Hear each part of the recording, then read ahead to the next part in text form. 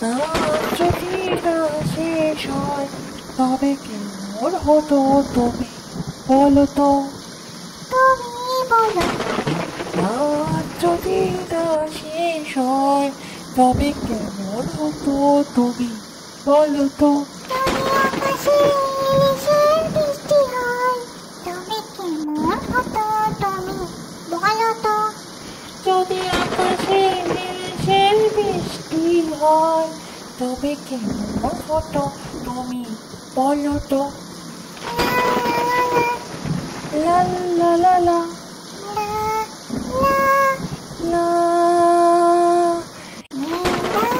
যদি না শেষ হয় তবে কেমন হতো তুমি বলো তো।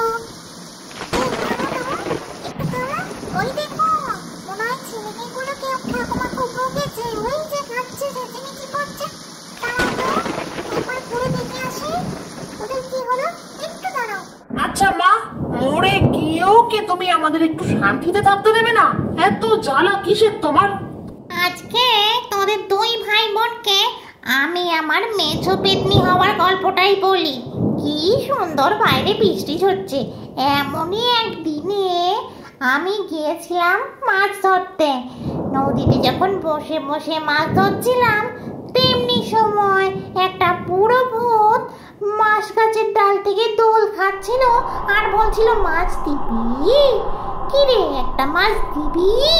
আমি তো বিশাল ভয় পেয়ে গিয়ে যে কটা মাছ ধরেছিলাম নিয়ে বাড়ি ফিরছিলাম, কিন্তু হঠাৎই পিছন ফিরে দেখি সেটা আর অন্য কেউ না, ওটা হলো তোদের দাদু।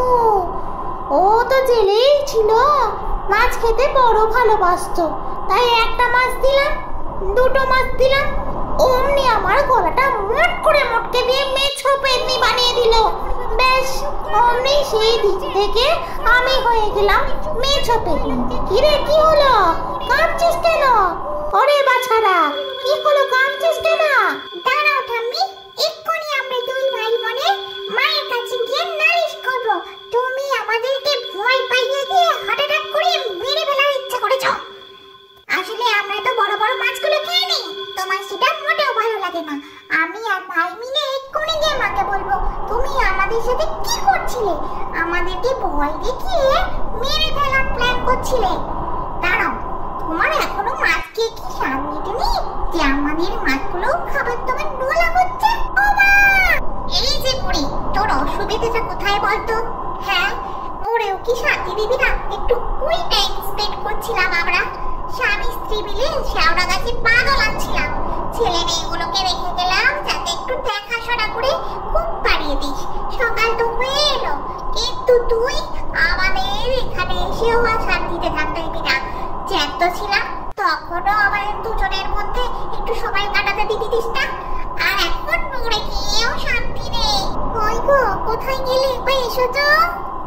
দেখো মা, তোমায় একটা কথা বলি, বেঁচে থাকতে তো আমাদের স্বাধীনতা দিলে না, তা জেলে বাড়ির সম্পত্তি যদি ভোগ করি সেই ভয়ে তুমি আমাদেরকে সেই মেছো ভূত করেই ছাড়লে, তাও মানছি, কিন্তু এখন তো একটু শান্তি দাও।